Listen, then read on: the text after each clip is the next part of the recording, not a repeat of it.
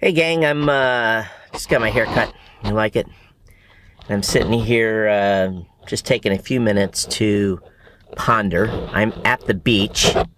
You can see the ocean and its ferry coming in real nice.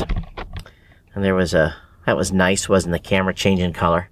Hope you got to see that. So anyway, been working on the Consumer Electronics Show stuff. And as you all know, this year I am not doing a live broadcast booth. And I'm starting to get some feedback from some vendors on why. We sent an email that basically said to them, this year we're not going to be doing a live broadcast booth. One, due to cost, but also almost more importantly, and this is kind of rough for anybody that's a PR person, is that the PR folks, while we love them, it's kind of a love-hate relationship for anyone that's doing any type of press coverage. Their job, the PR people's job, is to isolate their client and to run herd and make sure that the media doesn't get too close to them. They do it involuntarily. It's just part of their nature.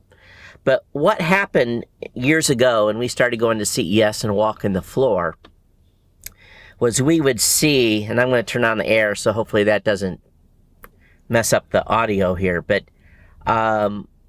what we would do is we'd go by booths, had a 10 by 10. The guy had maxed out his credit card.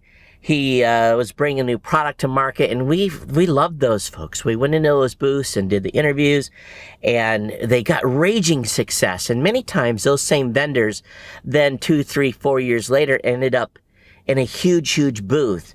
But then they got to the point where they had PR handlers, and you had to go through several layers to talk to the key people at the company. And then after the show, trying to get a hold of those key people, it was nearly impossible. Because what would happen is you'd go in and get a business card, and you'd have the engineer's business card. But now when you get a business card, it's the PR person's email address. So any emails that you send to try to get into the company go through the PR person.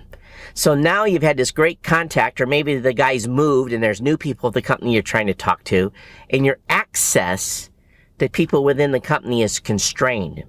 And what we would always do, part of our CES coverage, is interviews were free, try to get sponsorships. We never always got sponsorships, but it was the come to market, post-show access, and the ability to talk to people as they were growing within the company that made the relationships that we developed at CES so valuable. So what has happened over the past couple of years is we come home from the show, we've got 200 business cards from people that we've interviewed, and 130 or 140 of them are the PR people, and our access into those companies has essentially been cut off.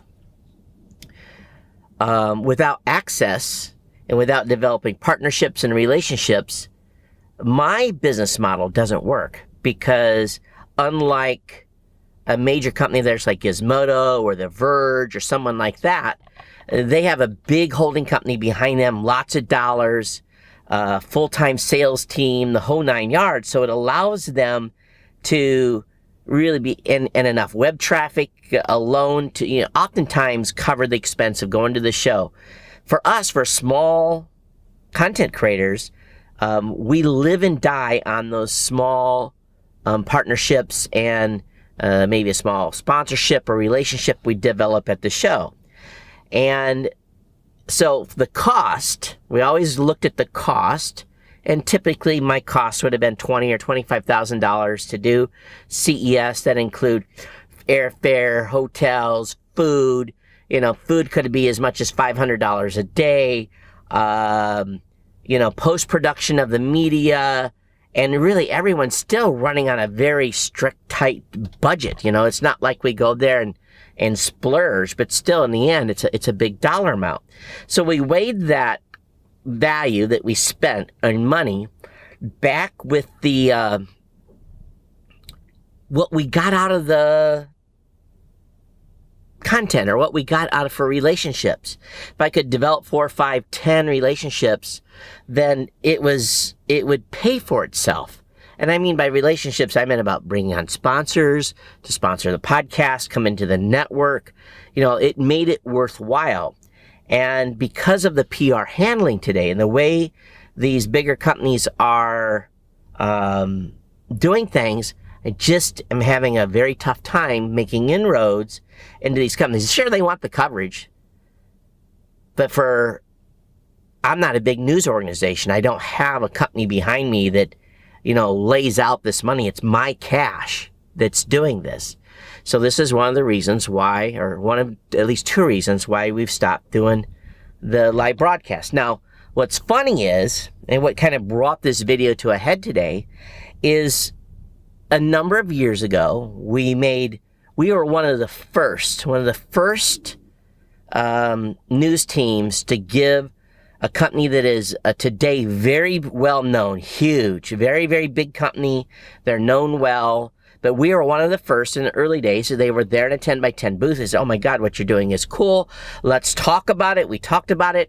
You know, we weren't the only ones giving them exposure. They rapidly ramped up. They became a big mega company.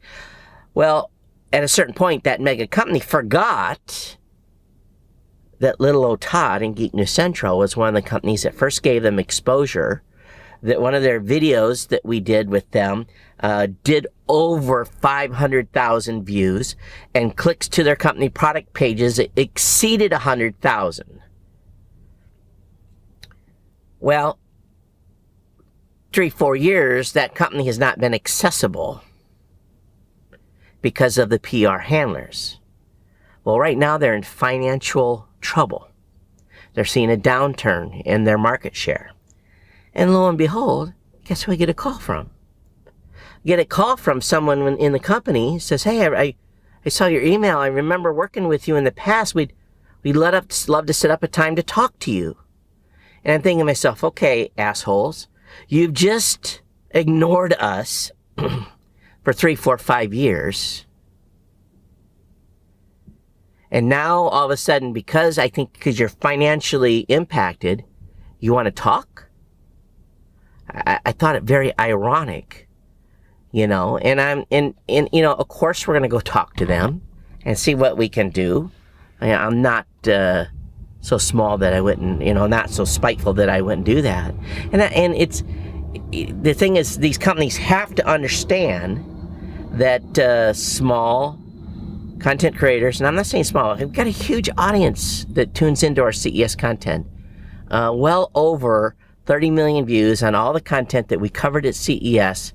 That's what we see every year in the amount of traffic. So we'll talk to them at CES and see where they go, and maybe we can develop a new relationship. But I'm going to do that on my 2 feet. We're not doing it in the broadcast booth. I'm going to, you know, the PR people, they're willing to pitch us, but as far as I'm concerned, we're going to do the best we can to develop those one-on-one relationships again. And if they want to herd us and avoid us talking to the main people of the companies or trying to put a PR person from, I'm not doing the interview unless I can be assured that I'm going to have some access post-show, come to market on prototypes and so forth. But anyway, I'm ranting. Maybe I'm sounding like I'm whining a little bit. I don't know. But it's just what we're facing and how the times have changed. So we're changing, and we're going to take the battle back the other way and go back to old school. And I'm sure it's going to work out great. But Todd Cochran, subscribe to the YouTube channel below. If you got a PR person, share this video with them. And I'm sure they're going to kind of grimace, but hey, that's what happens. That's how the ball bounces, baby. And yes, we're going to have a lot of great content at CES. Meanwhile, I'm going to continue to enjoy the beach for a little bit here. If nothing else, that is roll down the windows and enjoy the the beach roar. I'm over, gotten a haircut on Marine Corps Base Hawaii, and I'm over at the beach. That's where I'm kind of hanging out here for a little bit. But this is how you do, I guess for better words, personal therapy here in Hawaii to relax when you're stressed up and pissed off.